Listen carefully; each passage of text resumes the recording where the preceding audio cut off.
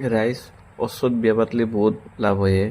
কি কি লাভ হয় মই আপোনালোকক এই ভিডিঅ'টোত কমপ্লিটলি জনাম। আপোনালোকে ভিডিঅ'টো চাই থাককচোন। ঘৰত যদি নাৰিকল নাথাকে নাৰিকল আনিব পাৰি, জিকা যদি নাথাকে জিকা আনিব পাৰি, যদি তামোল নাথাকে তামোল আনিব পাৰি। কিন্তু সিহঁতৰ ঘৰৰ পৰা যদি তামোল নাই সেইকাৰণে তামোলৰ পুলিকে লৈ আহিছোঁ।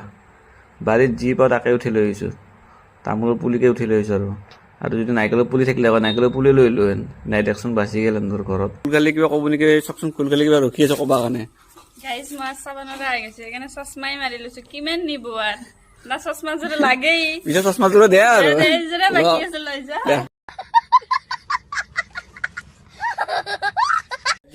কিবা ক'ব এই চক ক'বা এই যা বুলি ক'বা নেকি অকল ক জ্বৰ হৈছে আৰু পানী লাগা আৰু কি পেৰাচিটামল খাইছ, পেৰাচিটামল খাইছ, দলো খাইছ, হ'লেও ঠিক নাই দে ঠিক আছে দে।